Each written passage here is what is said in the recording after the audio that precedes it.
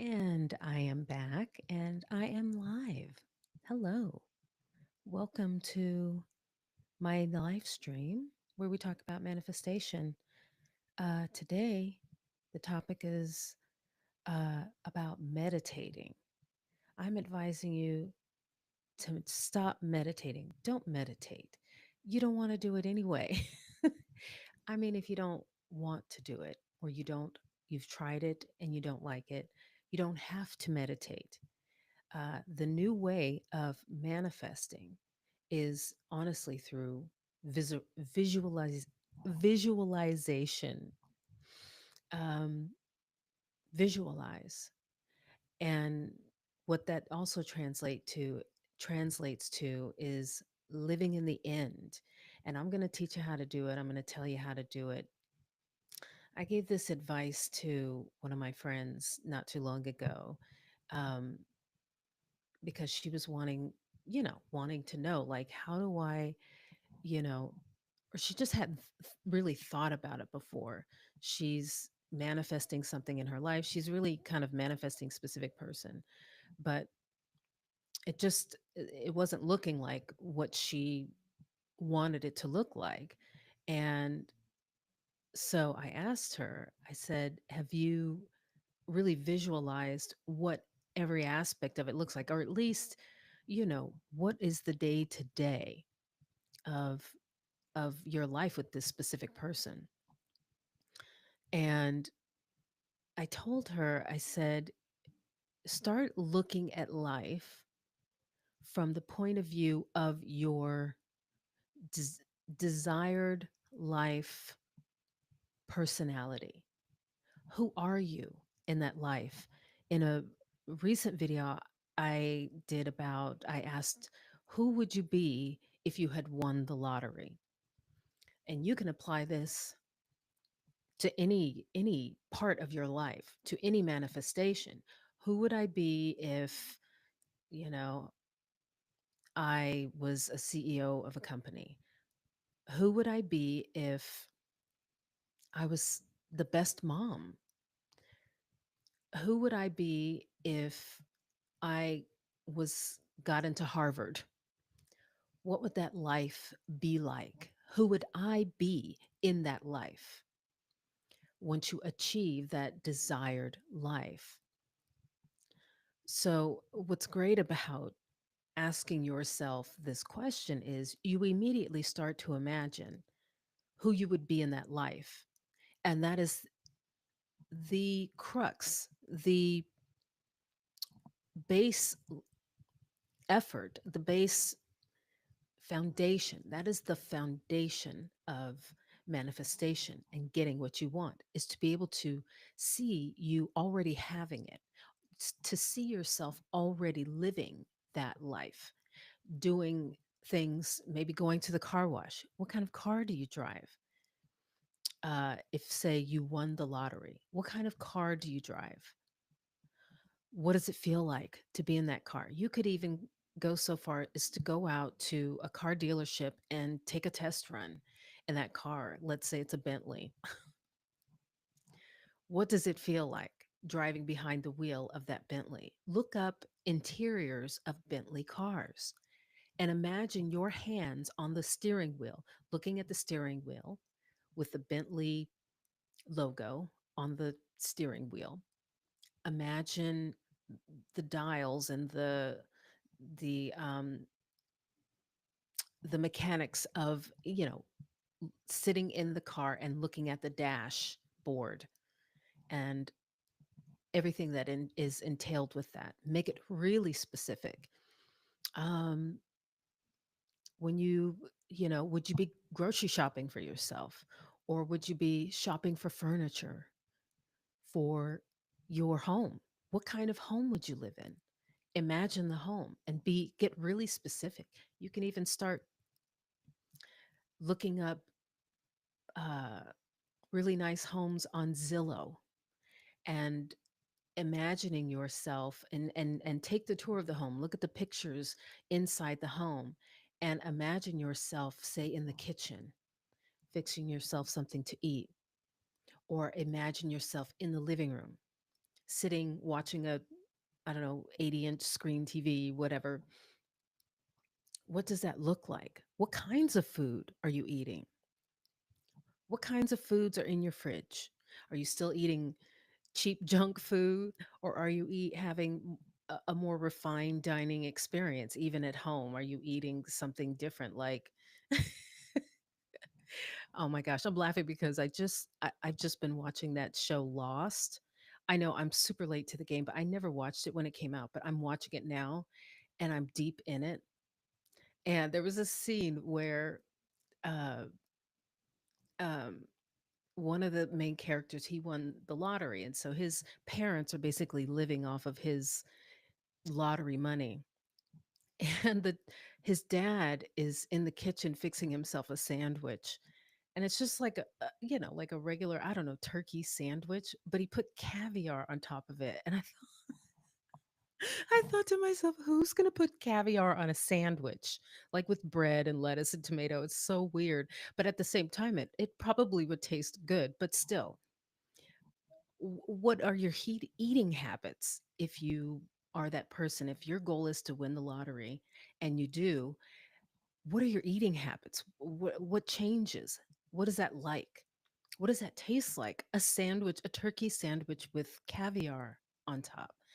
Um, every facet of your life,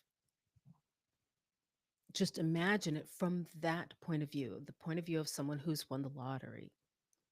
So, and when you go out in your life and you're out there right now, like doing the things that you normally do, maybe you go get your car washed, or you're going grocery shopping, you're picking your kids up from school. How does that look from your desired life person's point of view? So, if you've won the lottery, what does it look like when you go to pick your kids up from school? You driving a really nice car? Are people looking at your car as you drive up? Maybe they're gossiping, right? And you're seeing them look and point at your car as while you're in it, you're looking at them pointing at you and gossiping about, oh, so and so, just won the lottery. Or does someone come up to you and you talk about it and they go, oh, well, how did you get this nice car? And, maybe you tell them, oh, I came into some money, because you don't want to tell people you won the lottery, because then they might hound you for money, or, you try to keep that on the down low. Is that what you do? Or are you the type person who lives gregariously and you just tell everybody your business? I wouldn't advise that. But if that's what you want to do, you do you. But you do you. What would you do in that situation? How would you act in that situation? If you were CEO of your own business, what does that feel like? How are you hiring people? How do you hire people for your business? Do you have an assistant? Uh, do you have to hire people for your business to work in your business?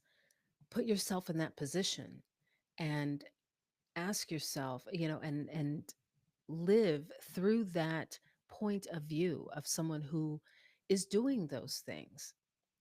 You could even be creating new situations according to your new lifestyle.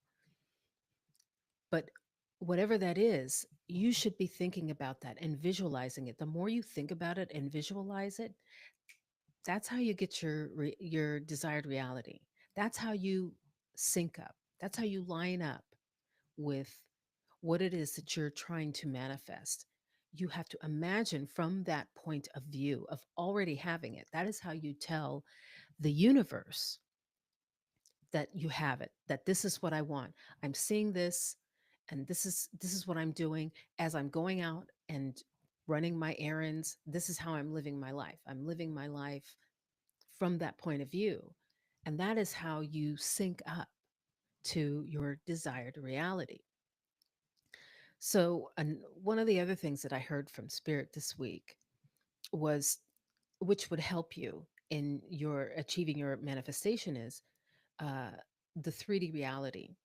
And so, what I heard from Spirit was, anytime you're giving commentary to the 3D reality, you're entrapped in it. And honestly, this is really a way to uh, detach yourself from the 3D reality so that you can get what you want. And that is to pay attention to when you are reacting emotionally. And that could be excitement, it could be fear, it could be anxiousness, um, frustration. You don't want to be acting to the 3D reality, what's going on in the world, what you see on the news. Don't even look at the news. Don't pay attention to it unless that's your goal. If one of your goals is to pull pull us out of, to contribute to the political verse, or in that, to help us get out of it, then that's definitely what you're going to be paying attention to. But paying attention to the role that you play in it and doing it from your own perspective. So if that's your goal, more power to you. If you're trying to help us out here and change the 3D, that's on you. But whatever it is that you're focused on, whether it's that, whether it's you have your own aspirations, that is where you should be, what you should be living from. That is who you should be living from. The person that is living that life. And that means not making commentary on anything else that's irrelevant to your desired life. So, and how you know is, check in with yourself. Are you gossiping? When people say stuff to you about the 3D reality, are you reacting to it, getting upset? Uh, if you're out on the road and someone cuts you off, do you kind of go off in your mind or out loud? Oh, blah, diddy, blah, that person did this or whatever. Uh, are you gossiping about your friends or even like celebrities? Because a lot of people like to gossip about celebrities. Uh, all of that stuff, unless you were in those in in that business, or your desired life is in that business. Like, let's say, you were trying you your desired life was to be a famous singer. We just had the Grammys, right? Well, then maybe you would be talking about these stars, but from what point of view? Because if you are the type of person that slams celebrities and yet you desire to be in that reality, you probably are going against what who you would be in that reality. Because if you're a celebrity yourself, you can't slam other celebrities, because that goes against, you'd be slamming yourself essentially, right? Same thing goes for like rich people. If you want to be rich, you can't be slamming rich people for their choices, because if you were rich, you would not want to be slammed for your choices. If you have money, it's your choice what you do with it, how you spend it, and how you wield that power. That's on you. And so you kind of have to check yourself to wonder, who would I be? Like, if I was rich, would I be slamming other rich people? You'd probably be maybe benefiting from the same uh, opportunities that they have. And maybe your opinions would change, or maybe they wouldn't. Maybe you still would be slamming other rich people for how they spend their money. But there has to be a choice. It can't just be, you can't be slamming other rich people from the position of not having money, because that goes completely against what you're desiring. So these are the things that you need to pay attention to. Um, what your day to day life is from the point of view of already having your desired reality. What kind of circles are you running in? What kind of friends do you have from this desired reality? Let's say you want to, open up you want to open up an artist's boutique, and you want to live in that world, but you don't have it yet. Maybe your friends or the people around you are all artists or in that field. So what is that like? Maybe you're schmoozing. Maybe you're taking people to dinner or going out to dinner with people in this field. So these are the things you got to start using your imagination to figure out when I'm in my desired life, what am I doing? What are my day ins and day outs? Who am I having dinner with? Who am I surrounded with? Uh, what are my activities, my daily activities?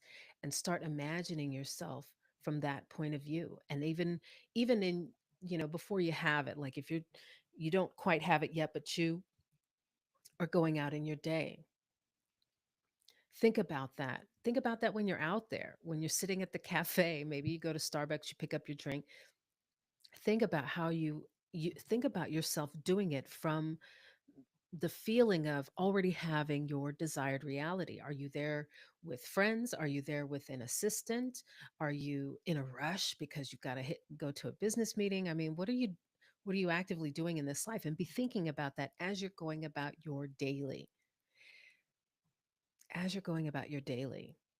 And yeah, check yourself about what how you're reacting to the 3D, because your 3D, you got to make it all about that desired reality. And once you start doing that, soon enough your 3D will start to reflect your desired reality.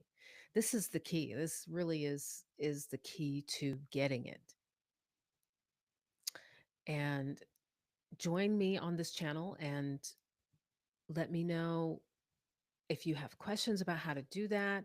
Maybe you want to get a little more specific about what you're desiring, and then how to visualize that from that point of view of your specific desired reality. We can discuss that here.